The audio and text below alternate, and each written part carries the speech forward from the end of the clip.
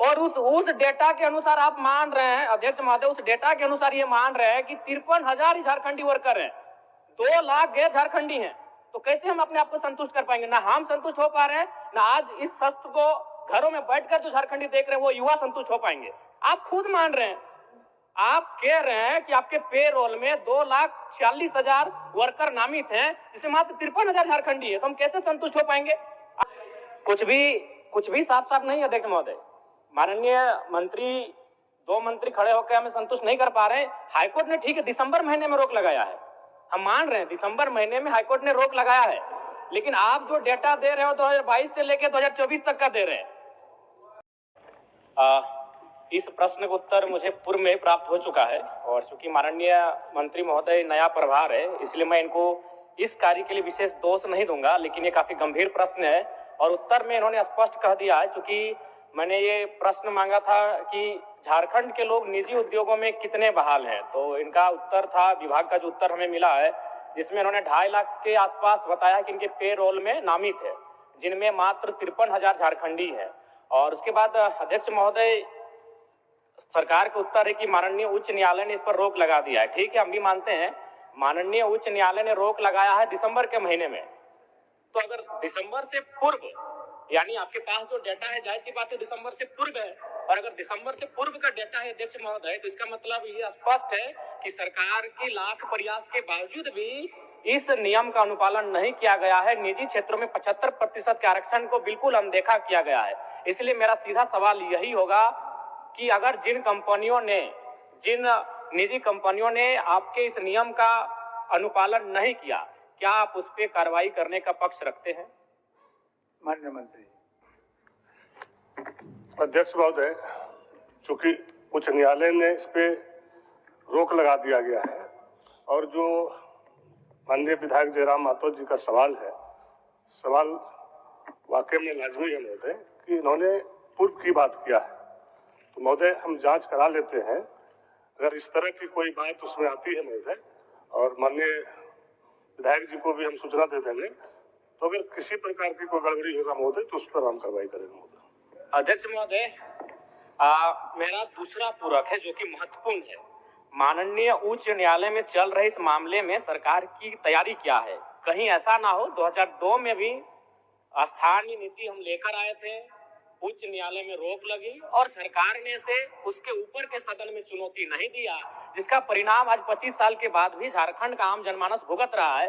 तो मान के चलिए अगर नकारात्मक निर्णय आता है, उच्च न्यायालय की बात हो रही है इस नियोजन नीति में, अगर मान के चलिए हमारा नकारात्मक उत्तर आता है उच्च न्यायालय के द्वारा, तो उस समय सरकार की तैयारी क्या है और सरकार की कार्य योजना क्या है? सरकार किस प्रकार इस गंभीर विषय से निपटेगी? मैं ये सरकार के माननीय मंत्री से जानना चाहता हूँ। माननीय मंत्री। अध्यक्ष महोदय, जब तक न्यायालय से कोई आदेश नहीं आता है महोदय, तब तक हम उस पर कोई निर्णय नहीं ले सकते महोदय, और जब उच्च न्यायालय से आदेश आ जाएगा महोदय उसको देख लेंगे, फिर राजहित में जो निर्णय होगा महोदय हम लोग करेंगे। अध्यक्ष महोदय, मेरा सीधा पूरक रहेगा माननीय मंत्री जी से, क्या आउटसोर्सिंग कंपनियां जैसे जो पारा मेडिकल स्टाफ की बहाली लेती हैं, या फिर पारा टीचिंग स्टाफ की बहाली लेती हैं, या फिर अन्य सेक्टरों में जो आउटसोर्सिंग एजेंसियां स्टाफ की बहाली लेती हैं, क्या आप उन्हें निजी कंपनी मानते हैं? ऑब्जेक्टिव टू ऑब्जेक्टिव उत्तर दीजिए।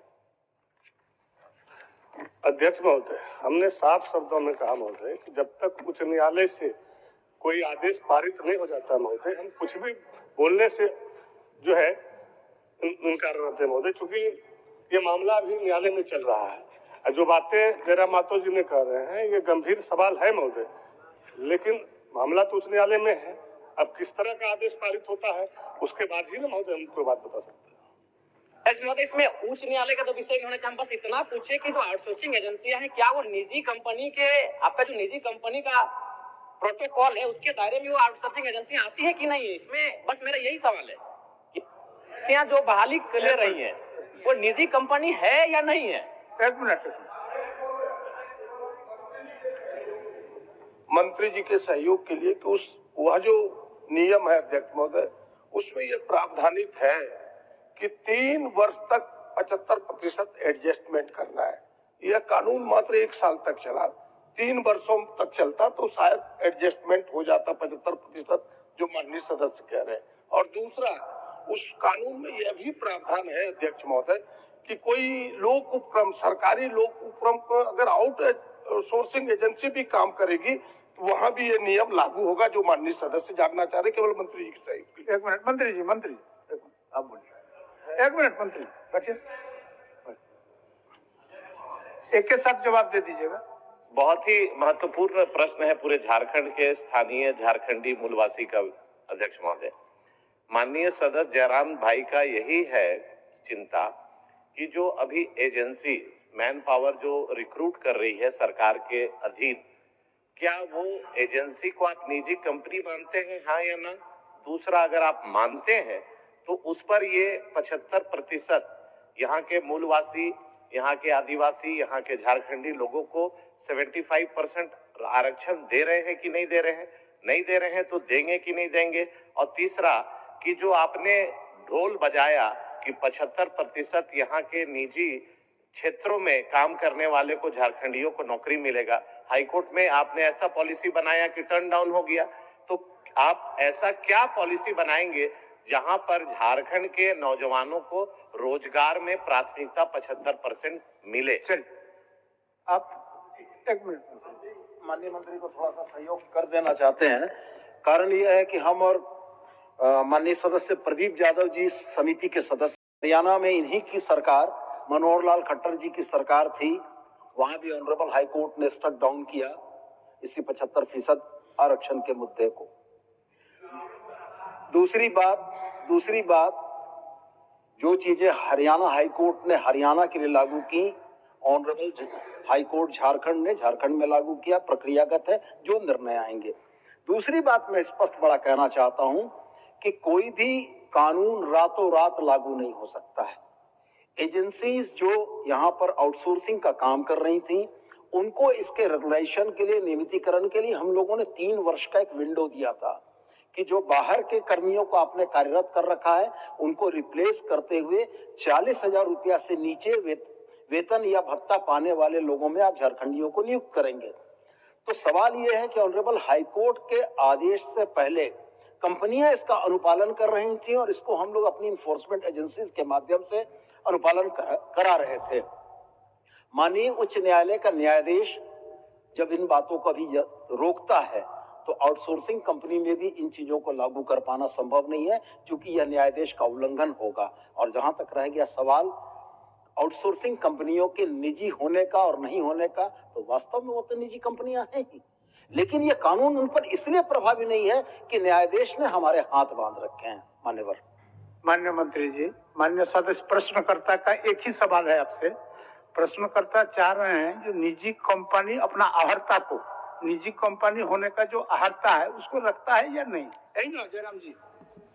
ठीक, बोलिए। अध्यक्ष महोदय, आउटसोर्सिंग एजेंसी निजी कंपनी मानती है महोदय, और जो बातें 75% का है महोदय, साफ शब्दों में माननीय सदस्य सोनू जी ने, प्रदीप जी ने, नवीन जी ने क्लियर कर दिया महोदय। और इस चीजों को जैसे भी हाईकोर्ट का आदेश आता महोदय, अब क्या आदेश आता है उसके बावजूद हम लोग निर्णय लेंगे महोदय। ठीक। लास्ट हम आप उसके बाद बैठ ही जाएंगे, हम सवाल नहीं करेंगे। कुछ भी साफ साफ नहीं अध्यक्ष महोदय। माननीय मंत्री, 2 मंत्री खड़े होकर हमें संतुष्ट नहीं कर पा रहे। हाईकोर्ट ने ठीक है दिसंबर महीने में रोक लगाया है, हम मान रहे हैं दिसंबर महीने में हाईकोर्ट ने रोक लगाया है, लेकिन आप जो डेटा दे रहे हो 2022 से लेकर 2024 तक का दे रहे हैं, और उस डेटा के अनुसार आप मान रहे हैं अध्यक्ष महोदय, उस डेटा के अनुसार ये मान रहे हैं कि 53,000 ही झारखंडी वर्कर हैं, 2 लाख गैर झारखंडी हैं। तो कैसे हम अपने आप को संतुष्ट कर पाएंगे? ना हम संतुष्ट हो पा रहे हैं, ना आज इस सत्र को घरों में बैठकर जो झारखंडी देख रहे हैं वो युवा संतुष्ट हो पाएंगे। आप खुद मान रहे हैं, आप कह रहे हैं कि आपके पेरोल में 2,40,000 वर्कर नामित हैं, जिससे मात्र 53,000 झारखंडी है, तो हम कैसे संतुष्ट हो पाएंगे? अगर उसको परसेंटेज में तब्दील करते हैं तो 21% होता है, तो आप किस मुंह से 75% आरक्षण की बात कर? मैं मंत्री महोदय आपको दोष नहीं दे रहा, क्योंकि आप नए आए हैं, लेकिन इससे पूर्व जो कार्यकाल जिन्होंने संभाला है उनसे भूल हुआ है, स्वीकारिए। दूसरी बात, हम बैठ रहे हैं, हम कुछ भी बहस नहीं करने जा रहे, राज्य की जनता सुन रही है। मंत्री महोदय, ये प्रश्न 2 बार आ चुका है। जब पहली बार ये प्रश्न आपके पास गया तो आपके विभाग का उत्तर आया था कि 7,473 नियोजक निबंधित है, और दूसरी बार 7,470, 3 नियोजक कम हो गया अध्यक्ष महोदय। यानी मंत्री जी को भी गोल गोल घुमाया जा रहा है। 5 दिन पहले मेरा यही प्रश्न आया था, 7,473 नियोजक थे और आज मेरा प्रश्न जब दोबारा आया है तो 7,470 नियोजक हो चुके हैं। मंत्री जी को खुद गोल गोल घुमाया जा रहा है। ये इस राज्य की दुर्दशा है। हम कुछ नहीं बोलेंगे अध्यक्ष मान्य महोदय। सदस्य, आपको सदन की आसन की ओर से सूचना दे दें, ये विषय पहले भी आया था।